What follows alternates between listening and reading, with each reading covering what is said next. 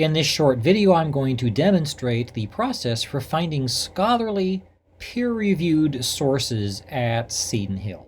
So we'll start at MySHU, scroll down, and you will see the Reeves library.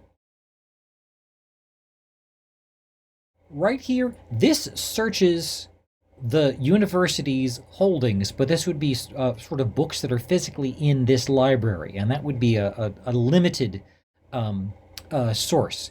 A better way to find scholarly articles that you can look at online, go here to databases, and then click on EBSCOhost. Now, EBSCOhost is not a database. EBSCOhost is a tool that you use to find databases. I'm just going to go ahead and search for all.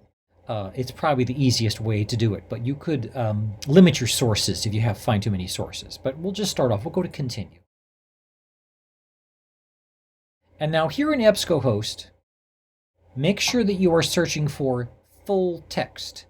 And that's simply because the university's databases include some journals that are indexed, that is, they're searched, but there's not necessarily going to be a link for you to click and read the full text right away.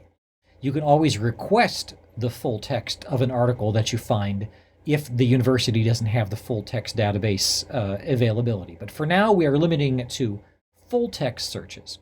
And let's search for video game violence. Okay? Pick whatever topic that you want. Okay, so I found almost 7,000 hits, and that's way, way too many. So first of all, what I can do is I can limit the date. So let's pick articles that have been published in the last 5 or so years. And let's also limit it to peer-reviewed articles.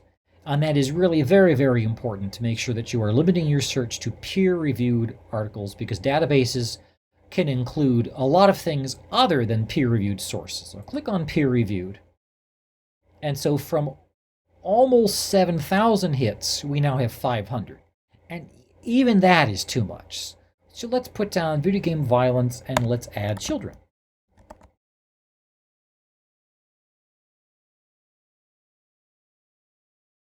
119. Again, that's a lot. Well, let's put, let's get even tighter. Gender.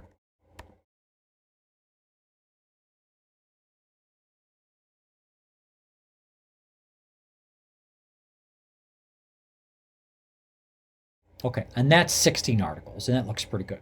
So, here we go. Priming effect of computer game violence on children's aggression levels. That's a pretty good one. Violent video games externalizing behavior and prosocial behavior. 5-year longitudinal study during adolescence. They put 5 years into studying that. You know, this is not just somebody who threw ideas up on a website. This is a 5-year-long study, so that looks pretty good. That's under developmental psychology. This one was social behavior and personality, okay?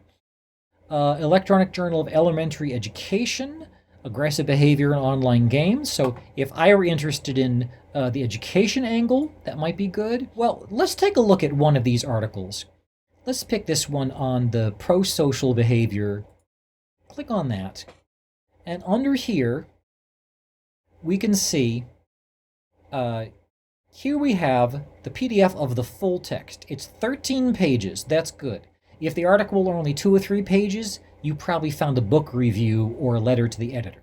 This looks like a full-length scholarly article. It's got a bunch of different names. Let's take a look at the full text.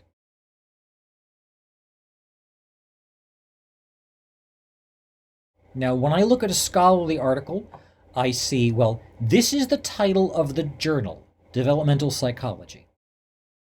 In the journal Developmental Psychology, in volume 58, number 10, that's kind of like, if this is the name of a TV series, this is the season number, and this is the episode within that season. This is a specific title. So this might be, a particular this is the title of the article, which was published in the journal Developmental Psychology. And here are the authors for that. This is the abstract. It's a summary of the article. When you are using an academic article in your studies, never quote from the abstract. That's telling me that you are not actually reading the actual article. Actually quote from the body of the paper.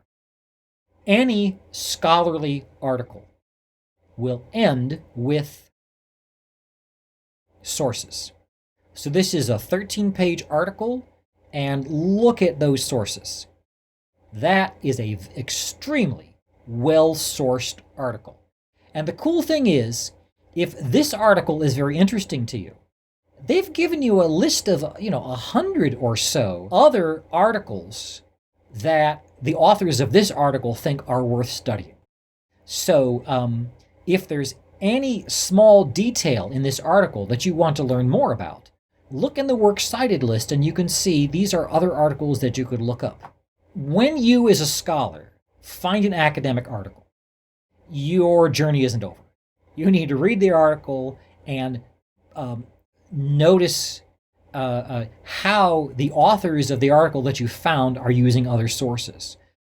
Any academic article will include a section, and here's this section, where they say, this is recent scholarship that's been done on my topic.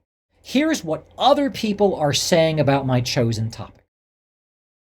Okay? Somewhere, however, we're going to find something that says, however, or on the other hand, or here we go, yet. There we go. Yet, the majority of researchers studying media effects affirm the existence of a positive relationship between exposure to violent media and increased aggressive behavior. So,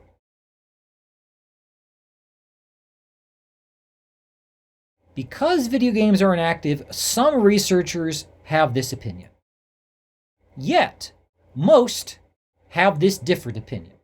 So what this scholar has done is said, here are some people who think one way about the issue I'm talking about.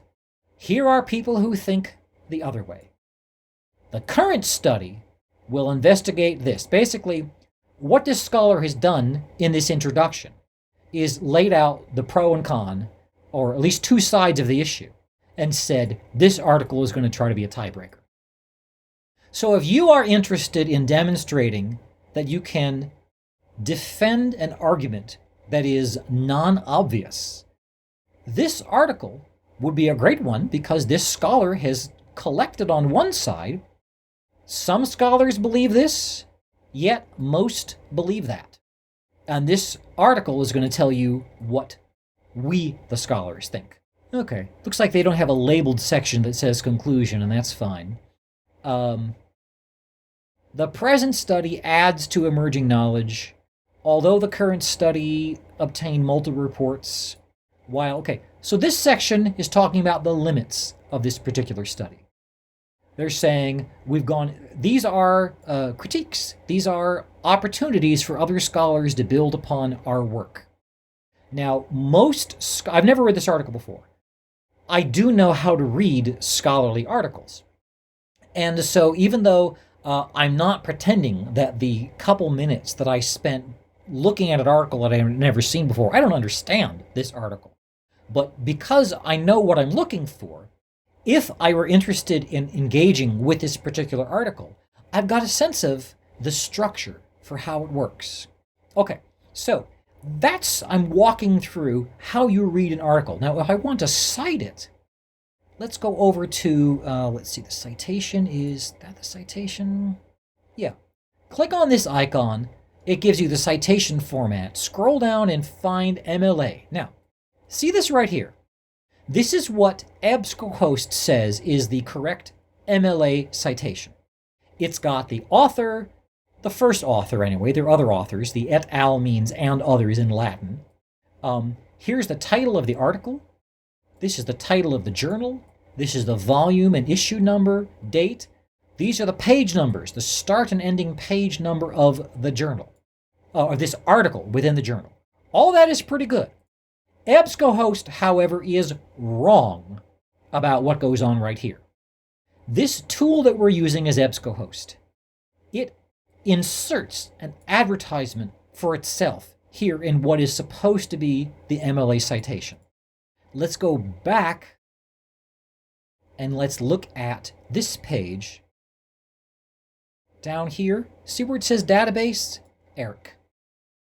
Eric is capitalized like that. That is the database, italicized, I should say, that should go into the slot that EBSCOhost incorrectly puts an advertisement for itself. So instead of EBSCOhost and instead of that awful URL, this should just say Eric, okay? That is a sort of whirlwind introduction to how to use a library database to do your search, okay?